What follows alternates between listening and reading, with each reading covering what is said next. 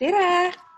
Meie 20. live ja täna me tegelikult üldse ei olegi Tallinnas, me oleme hoopis Tartus, sest me tegime siin alustavatele ettevõtetele sellist toredat seminaripäeva. Viimaks lõpuks ometi saime laivi. Ja väga tore, et tegelikult me saime väga palju väärtuslikke mõtteid ja mõtlesime, et me jagame ka teistele alustavatele ettevõtjatele, ka meie osalejate mõtteid, et võib-olla sa saate kohe seda ka kasutusele võtta. Nii, aga mis meil siis on, Olesja, need esimesed soovitused, et need soovitused siis tegelikult on nende osalejate pool, kes täna meie siin Tartu seminaril osa võtsid, kes olid kõik alustavad ettevõtjad, neid oli päris palju, aga seal neid hästi palju kordus meie siis seminarist tulenevaid soovitusi. Kokku me saime 10. Esimene on tegelikult autentsus, et persooni brändi puhul on autentsus väga oluline, et sa saad ise aru, kes sa siis ikkagi oled, et millised on sinu väärtused, sinu tugevused, et selle peale peaks iga alustav ettevõtja mõtlema. Ja teine, mis väga palju kordust sai ja mida väga palju välja toodi, on siis selle oma miksi leidmine. Ehk miks sa päriselt tegeled sellega, millega sa tegeled, miks sul see ettevõte on, miks sa sellel ametikohal töötad, miks sa teed seda, mida sa teed, et kui sa seda oma miksi tead, siis sul on hästi lihtne oma väärtuspakkumist näiteks ka kokku panna. Ja tegelikult sinu miks aitab ka sinu lugu paika panna ja peaks mõtlema alati, et tegelikult inimesed ostavad alati inimeste käest ja kui me räägime enda lugu, räägime enda miksi, siis meil tegelikult aitame meie potentsiaalsetel klientidel ka paremini meiega samastuda. Ja lisaks siis loole ja väärtuspakkumisele on hästi oluline siduda ka oma eesmärk, et mis see eesmärk siis täpselt on ja et ta ei oleks võib-olla selline väga-väga üldine, vaid konkreetne, eriti tore, kui saaks sinna mingisuguse tähtaja või mingisuguse numbri, mida pärast muuta saab, siis on palju lihtsam persooni brändinguga tegeleda. Ja kui sa just alustad tegelikult nii ettevõtlusega kui ka persooni brändinguga, siis alati peaks mõtlema selle peale, et kuidas sa saad olla nähtav oma potentsiaalsetele klientidele ja kõik tegelikult saab alguse sellest, et inimesed, kes võiksid olla potentsiaalsed kliendid, saavad sinust teadlikuks.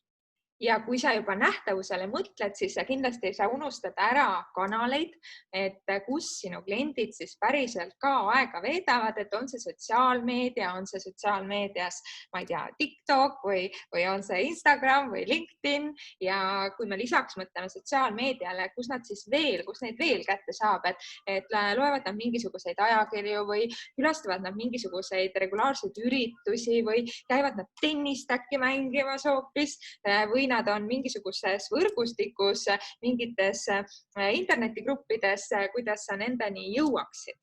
Ja hästi oluline on tegelikult see, et sa paned väga-väga konkreetselt ja detailselt paika, kes siis ikkagi on sinu ideaalne klient, kes on sinu sihtgrupp ja nagu alati, aga praegu meil väga paljud inimesed on ikkagi öelnud, et aga kuidas ma olen ikkagi nagu väga-väga niši valin, et kas ma ikkagi saan endale piisavalt kliente, aga kui me tahame ikkagi rääkida enda lugu ja tahame kõnetada kliente, siis me peame väga-väga spetsiifiliselt suunama enda tähelepanu ja peakski mõtlema, et kes siis ikkagi see reaalne inimene, kes minu kõrval seisab, kes võiks minu sihtgruppi defineerida.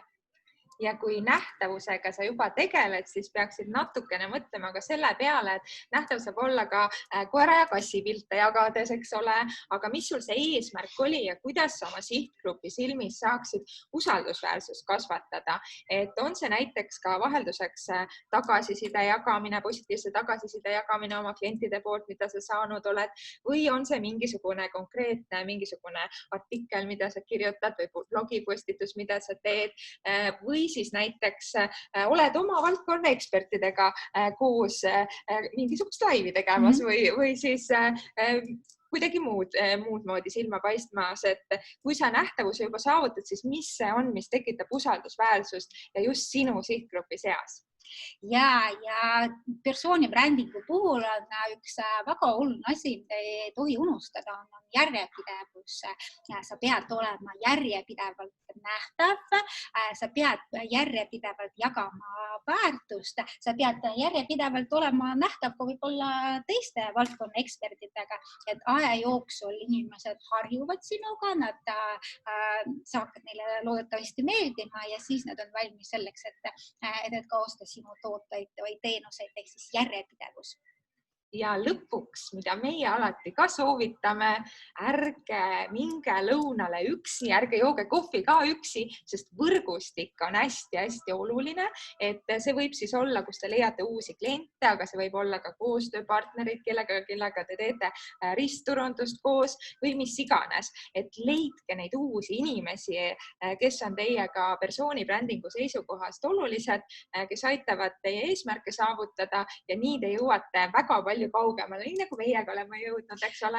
Ja siis, kui tekib selline olukord, et kohvile ei saa minna või lõunale ei saa minna, siis ärge unustage ka seda, et meil on olemas sotsiaalmeedia ja meie võrgustikud on võimalik kasvatada ka tegelikult sotsiaalmeedias, olgu selleks Facebook või LinkedIn ja tegelikult me saame alati võtta endale eesmärgiks, et kas või ühe uue inimesega iga päev suhtleme.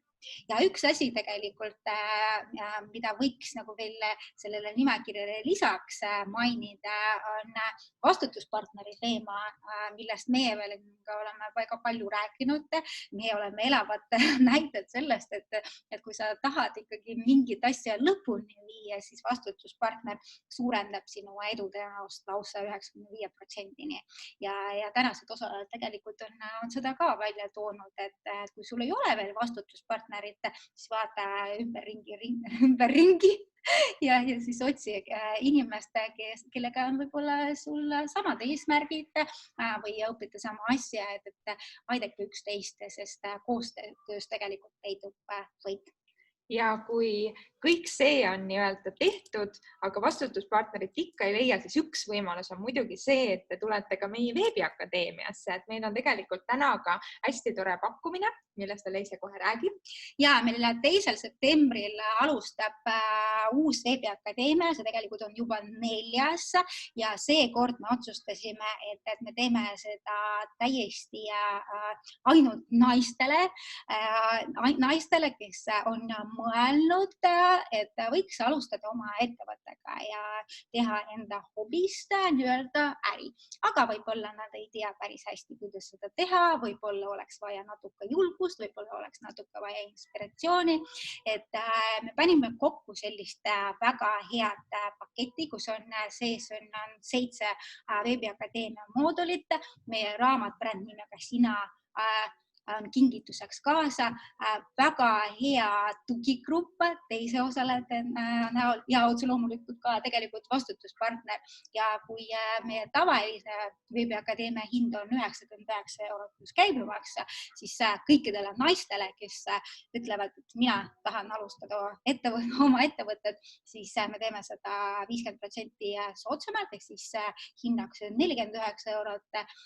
See teeb 7 € ühe mooduli kohta, on ju, ja ega me odavamalt seda ei tee juba sellepärast, et sa pead ise endasse investeerima, sa pead seda päriselt tahtma ja suure tõenäosusega, kui me seda tasuta annaks, siis sa ei teeks need kõik 7 moodulit läbi. Nii et kui sa tunned, et nüüd on just see õige hetk, siis kirjuta meile info@brändnimega.sina.ee ja me garanteerime sulle, et selle 7 nädalaga muutub nii mõndagi ja positiivses suunas. Ja kui sa nüüd tegelikult täiesti poole pealt seda laivi vaatama sattusid, siis me ütleme nii palju, et me teeme neid laive iga nädal ja sa mine YouTube'i ja leiad üles bränd nimega Sina kanali ja sealt sa saad vaadata järgi nii eelmiseid laive kui tegelikult, kui sa paned subscribe, siis sul tuleb ka teada selle kohta, kui me sinna uue video üles paneme. nii et tasub sinna ka minna. Ja täna meil on 20. live, nagu me alguses ütlesime, me lubasime, et me teeme vähemalt 100, nii et meil on 1/5 juba tehtud, mis on täiesti super. Jah, et tegelikult ka kõikide eesmärkidega niimoodi, et kui me alguses panime 100 laivi kirja, siis meile tundus, et see on täiesti utoopiline number. Praegu, kui on juba 1/5 tehtud, siis tundub, et täiesti tehtav. Et kindlasti tasuks unistada suurelt ja ka eesmärgi kirja panna. Aga tore, järgmiste kohtumisteni juba järgmisel nädalal siis. Tšau! Tšau!